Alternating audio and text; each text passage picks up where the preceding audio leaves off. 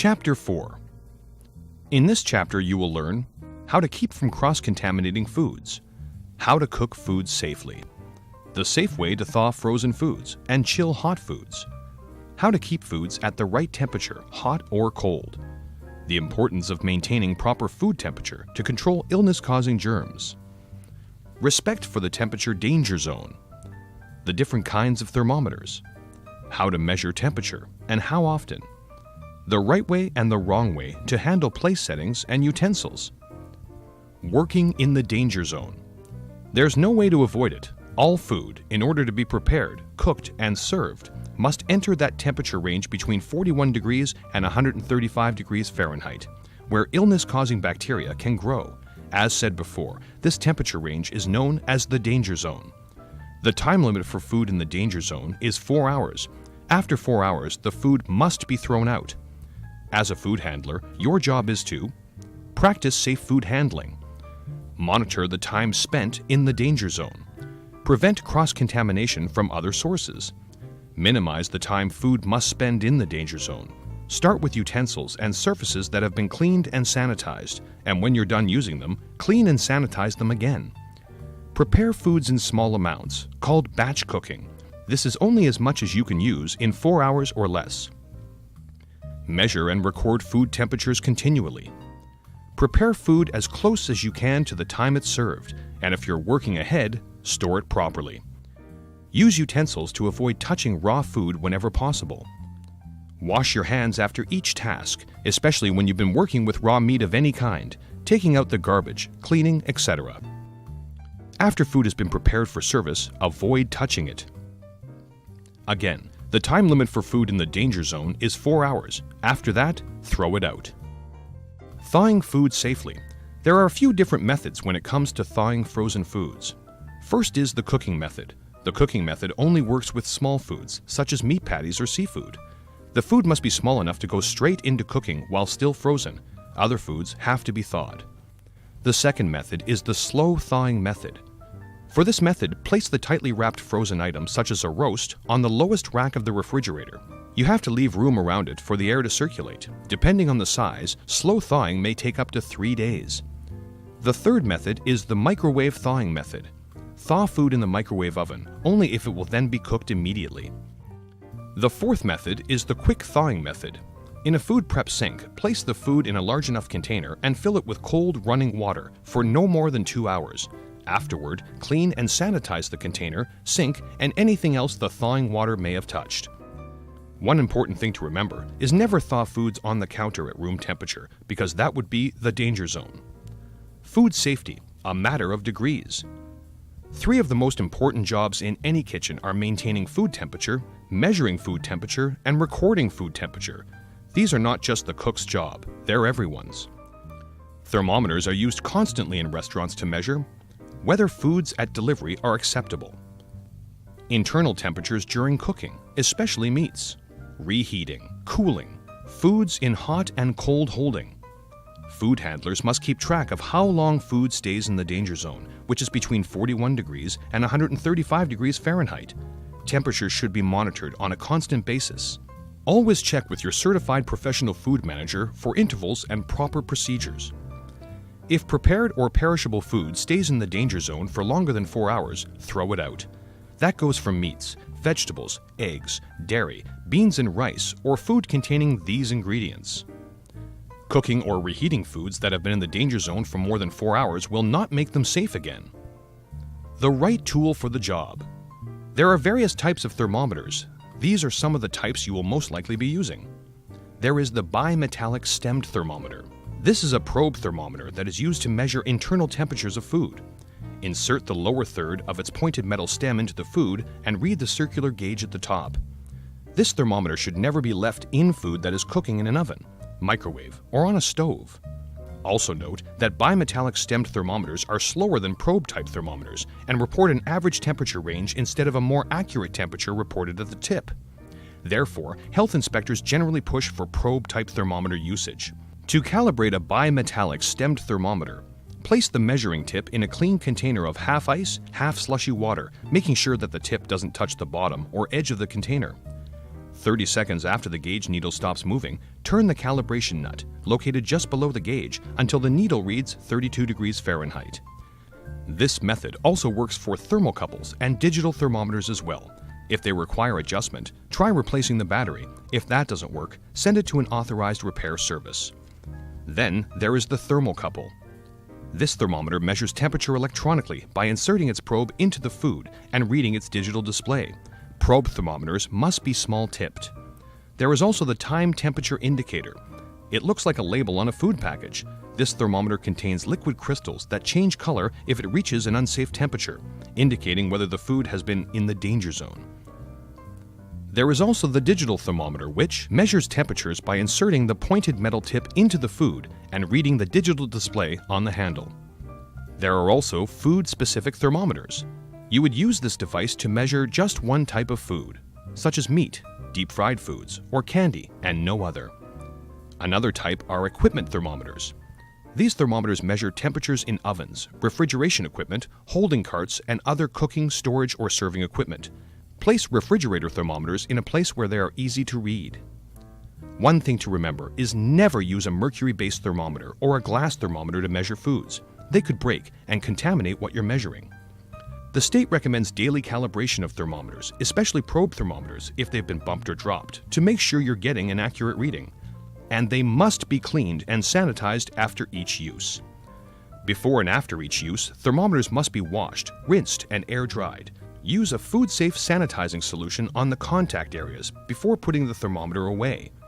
Probe thermometers are used to measure the internal temperature of food.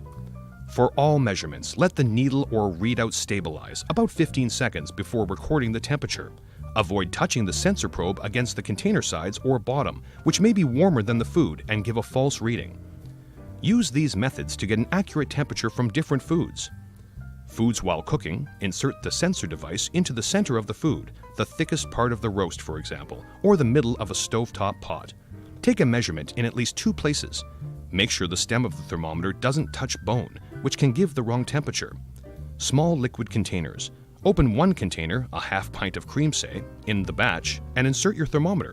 If the contents of that container can't be used immediately, throw it away. Soft, flexible bulk containers. Fold the container back on itself with the thermometer nestled in the fold, taking care not to penetrate the material. Frozen packages. Stack 2 frozen packages with the thermometer placed in between. Your kitchen maintains a temperature logging system for tracking foods in the danger zone. Use it to record the temperature of food, the time that temperature was taken. Anything unusual, for instance, if chilled foods rise to above 41 degrees Fahrenheit. After logging it, inform your manager promptly. Proper cooking is especially important for meats, which often naturally contain microorganisms that can cause illness. Poultry especially is never served undercooked. Follow these guidelines to kill illness-causing germs, adding 25 degrees Fahrenheit if you're cooking in a microwave. The following times and temperatures reflect what the internal temperature must reach for that specified minimum time in order to properly kill bacteria in those foods. Beef roasts. 145 degrees for 3 minutes. 140 degrees for 12 minutes. 130 degrees for 121 minutes. Pork, game, minced meat and fish, and eggs in large batches. 155 degrees for 15 seconds. 150 degrees for 1 minute. 145 degrees for 3 minutes. Ground meats, non-poultry, and casseroles with meat. 155 degrees for 15 seconds. Lamb, mutton, veal, fish, seafood, cubed or sliced beef, eggs served promptly, and steaks. 145 degrees for 15 seconds. Poultry, stuffed meats, and stuffed pastas. 165 degrees for 15 seconds. Food sometimes is served or stored in hot holding or cold holding stations, equipment that is designed to control temperature. When working with these holding stations, bring food to the holding station in a covered container. Use long-handled utensils instead of your hands to stir or move food. Utensils should be kept in the food, handle pointing away from the food, when not in use, or else placed in a container with drinkable running water. Keep containers covered whenever possible. Stir the food frequently to maintain even temperature and to avoid hot or cold spots. Measure food temperatures by looking at the thermometer placed in the food, not just by reading the holding station's thermostat. One thing to remember is do not mix new food with old. Instead, remove the container holding the old food and replace it with the container holding the new food. For cold holding, do not let food stand at room temperature because that will allow germs to grow. Store foods in a refrigerator, refrigerated display case, in ice, or other approved methods. Always hold cold foods at 41 degrees Fahrenheit. Fish, shellfish, poultry, milk, and red meat will stay longer if you cold hold them at or below 40 degrees Fahrenheit. Use the metal stem thermometer to check the food in cold holding. For example, in salad bars, areas where you prepare food, and in coolers. If you use ice to keep food cold on a salad bar or food display, be sure that the ice comes up to the level of the food that is in the pan or the dish. Food must be colder than 41 degrees Fahrenheit when you put it in the ice. Cold food is held at 41 degrees Fahrenheit or lower to keep germs from growing. It should be measured for temperature using a probe thermometer at least every 4 hours. Ice surrounding food should be level with the food to maintain the correct cold temperature. Make sure that the holding unit's lighting is far enough away from the food to keep it from heating it. For holding hot food, preheat hot holding stations, steam tables, soup warmers, crock pots, and other heated surfaces before placing food. Hot food is kept at 135 degrees Fahrenheit or higher and should be measured for temperature in more than one place using a metal stemmed thermometer at least every 2 hours to make sure it stays at the correct temperature throughout your shift. After placing food on a steam table, stir regularly to avoid cold spots. Again, do not mix new food with old food, and also do not mix raw food with cooked food. Hot food that can't be served within 4 hours should be cooled and placed in refrigerated storage. State law requires that foods be chilled from 135 degrees Fahrenheit to 70 degrees Fahrenheit within 2 hours, and then dropped from 70 degrees Fahrenheit to 41 degrees Fahrenheit within 4 hours. In other words, hot foods must pass through the danger zone within a total of 6 hours. If food does not cool to 41 degrees Fahrenheit within 6 hours, don't save it, throw it out. Foods that cool properly and are ready for refrigeration should be labeled listing the contents as well as the date and time prepared. To speed up the cooling process, cut it up. Cut foods such as meats into smaller portions no larger than 4 pounds and then place in the refrigerator. Use shallow pans. Pour foods into pre-chilled pans to a depth of 1 inch for soft, thick foods such as sauces and stews, and 3 inches for thin or liquid foods. Place the pans in the top rack of the refrigerator, stirring regularly until chilled to 41 degrees Fahrenheit or colder, and then cover. Use ice water baths.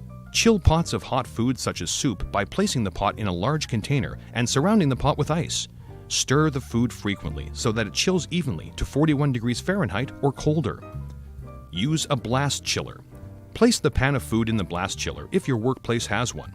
Once food has cooled, move it to a larger covered storage container. An important thing to remember is never place a large pot of hot food in the refrigerator. It will raise the temperature inside the fridge into the danger zone, and the food in the pot will not cool quickly enough, allowing large amounts of bacteria to grow. Food that is cooked and then cooled may need to be heated again. When you must reheat food, do it very quickly, within 1 hour, to 165 degrees Fahrenheit.